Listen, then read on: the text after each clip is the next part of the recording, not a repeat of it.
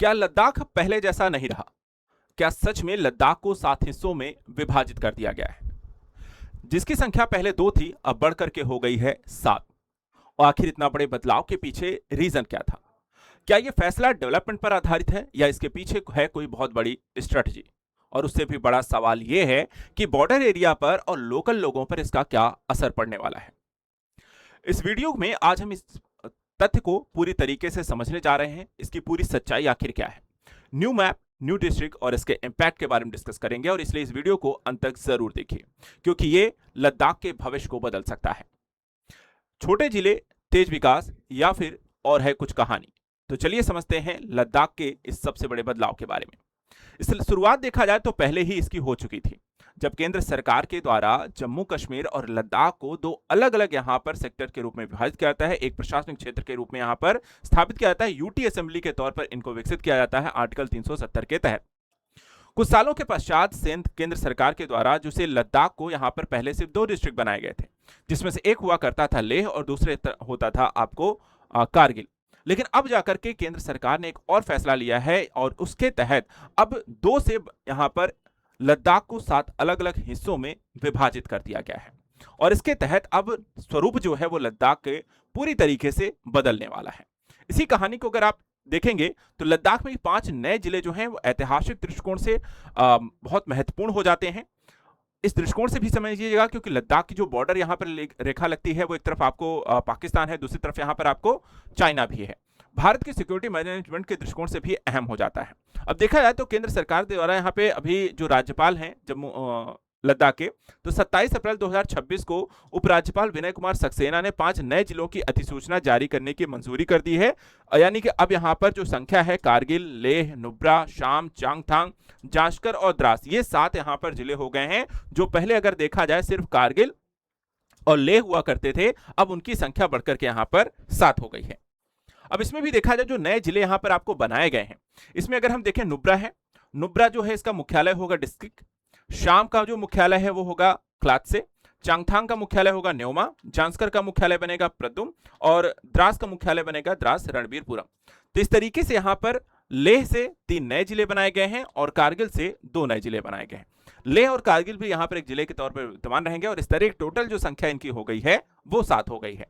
अब मुद्दा यहां पर यह है, ये जो ऐतिहासिक फैसला यहां पर लिया गया है, इसके तहत किस क्षेत्र में राजस्व के आधार पर परिसीमन जो होगा या नए क्षेत्रों का निर्धारण जो यहां पर किया जा रहा है, तो अभी हम देखें तो राजस्व के आधार पर जहां लेह में 44 गांव रहेंगे, नुब्रा में 30 गांव रहेंगे, चांगथांग में 24 गांव हैं, कारगिल में 80 गांव हैं, शाम में 27 गांव हैं, जांजकर में 26 गांव हैं और द्रास में देखा है तो 19 गांव हैं। अलग अलग यहाँ पे जिलों की में गांवों की जो संख्या है वो अलग अलग है। सबसे ज्यादा अगर हम बात करें तो यहाँ पे कारगिल में 80 है और सबसे कम की बात करते हैं तो द्रास में यहाँ पर संख्या सिर्फ इनकी 19 है। तो इस तरीके से यहाँ पर आप मैप भी इसमें देख सकते हैं किस क्षेत्र में कितने गांवों की स्थिति होगी। यहाँ पर अगर हम बॉर्डर एरिया की बात करें तो आपको इस तरफ यहाँ पे LAC लगती है जो चाइना के साथ यहाँ पर साझा करती है। तो ये भारत के दृष्टिकोण से देखा जाए तो एक सेंसिटिव एरिया भी है और भारत के लिए यहां पर देखा है इसकी सुरक्षा को भी सुनिश्चित करने की जिम्मेदारी है। अब यहां पे थोड़ा समझेंगे। देखिए लद्दाख में जो 5 नए जिले बनाए गए हैं इसके पीछे का रीजन क्या है? क्या डेवलपमेंट को आधार बनाया गया है, क्षेत्र के विकास को, या फिर इसकी सुरक्षा एक बड़ा मुद्दा यहां पर रहा है?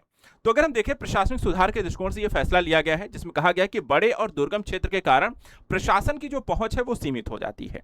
इसके अलावा छोटे जिलों को शासन करना केंद्रीकृत होने के बाद वहां पे प्रशासनिक व्यवस्था नए सिरे से स्थापित हो सकती है और ऐसे क्षेत्रों पर यहां पर किसी भी तरीके की गतिविधि को और कोई भी यहां पर योजनाएं हैं, किसी प्रकार का यहां पर सहूलियत है, उन्हें देना आसान हो जाता है।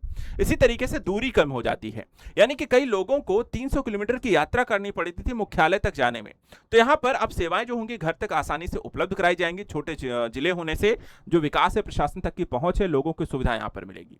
विकास का काम भी तेज होगा, यानी सरकारी योजनाओं का क्रियान्वयन बेहतर होगा और सेवा वितरण में भी यहां पर आपको फायदा होगा। रोजगार अर्थव्यवस्था को भी यहां पर देखा है तो मजबूती मिलेगी, क्योंकि इसके कारण नए सरकारी कार्यालय आपको हर एक जिले में खुलेंगे। जहां अभी 2 थे अब वहां पे 7 जगहों पे सरकारी कार्यालय होंगे। बुनियादी ढांचा कैसे विकास होगा, यानी हर आपको जो मुख्यालय यहां पर होगा जिले का, उसको आपको मेन हाईवे से आपको कनेक्ट किए जाएंगे। इसके माध्यम से आपको देखा जाए तो वहां पे कनेक्टिविटी, विकासात और अवसरचनात्मक विकास होगा उन क्षेत्रों का। स्थानीय स्तर पर देखा है तो लोगों को इसके कारण रोजगार मिलेगा, कौशल विकास होगा, उद्यमिता को इससे बढ़ावा मिलेगा और इस तरीके से यहाँ पे छोटे जिले होने का फायदा बेहतर प्रशासन और समृद्धि या आर्थिक विकास के दृष्टिकोण से यहाँ पर अहम हो जाता है।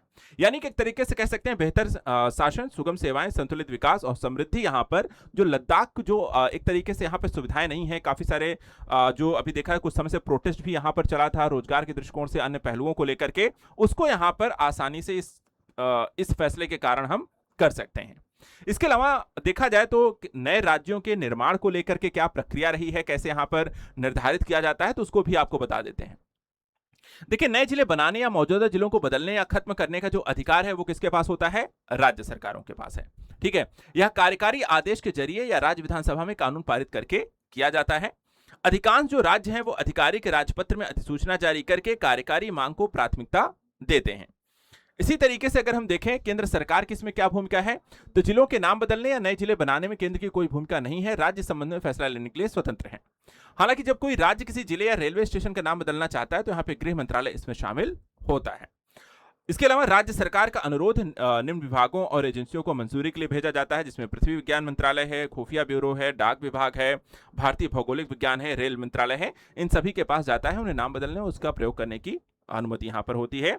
उनके जवाबों की जांच के बाद अनापत्ति प्रमाण पत्र जारी किया जाता है और उस तरीके से यहाँ पर इनके नाम बदलाव की प्रक्रिया होती है। आपको ये बता देंगे अचानक से नहीं हुआ, इसकी प्रक्रिया काफी लंबे समय से चल रही थी। अगस्त 2024 में मिनिस्ट्री ऑफ होम अफेयर्स ने इसकी पहले ही मंजूरी दे दी थी, क्योंकि एक यूटी हुआ करता था, यूटी जो होता है वो डायरेक्ट इनके कॉन्ट्रैक्ट में आता है। समिति बनाकर के विस्तृत अध्ययन कराया गया, व्यापक परामर्श और फील्ड विजिट के बाद यहाँ पे अंतिम रिपोर्ट तैयार की गई और ये कहा गया कि इस क्षेत्र का यहाँ पर आपको